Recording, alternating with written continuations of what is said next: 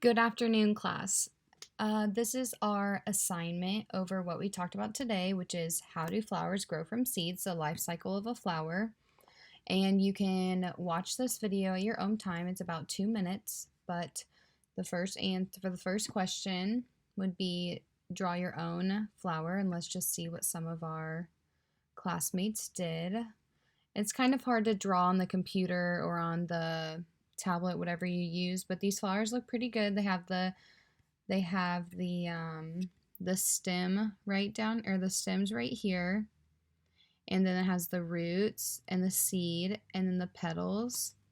So I would rate Camden a 2 out of 2 for having the things that were required. And I can go through and do all of those, but I will only do a couple right now. That was question 1. Question 2 is what is 2 things you learned about the life cycle of flower that you did not know before? And most of them said something about photosynthesis. Calvin Dunk, don't forget to submit your question. We will come back to that. And for 3, looks like everyone got the answer correctly, which was sunlight.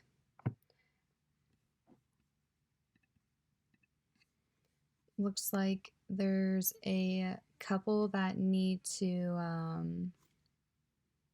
make sure they go through and they answer these questions. Let's see, for question 5. Okay, so this is one that they had to do kind of like a fill in blank. So for Jessica, it says wind and insects, and that's what it is. It had what I put as the correct answer was insects and by the wind, so I would still give her a 1 out of 1, or 1 point. Same with Matt and Macy Lynn. Madeline, good job, guys. And he just spelled and insects wrong, but I know what he means. Camden. And Grayson only got insects, so I would give him half a point. Make sure that you are you are reading the materials. Same with Olivia, 0.5. Taylor gets 1 point. Other Taylor gets 1 point. Savannah gets 1 point. So the green means that they got the full points that they could get, and yellow means that they got some of the points. So I'll show you how, like right here, it doesn't show up, but D, soil, I could put all of these so they get 1. So it's in the green because they answered the question correctly.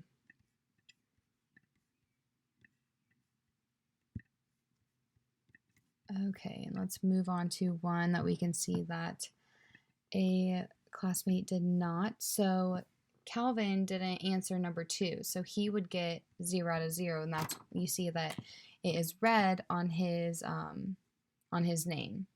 But like Camden, I can go and put 2 out of 2 because he gave me 2. Same with Cole, did 2 out of 2.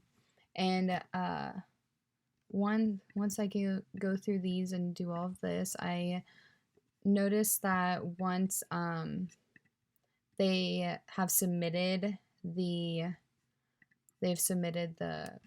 quiz or the questions, they can't go back into it and edit it. So even though I'm working through with this with the students, they can't go back and edit. So we can go through here. You can draw your own flower, 2 things you learned about the flower cycle. I can change, I need to go to here and click that this was the correct answer, and that would save me a lot of time instead of trying to say that everyone who answered D, soil, got 1 out of 1. And I can add another wind and insects. Another way that my students could say or answer the question.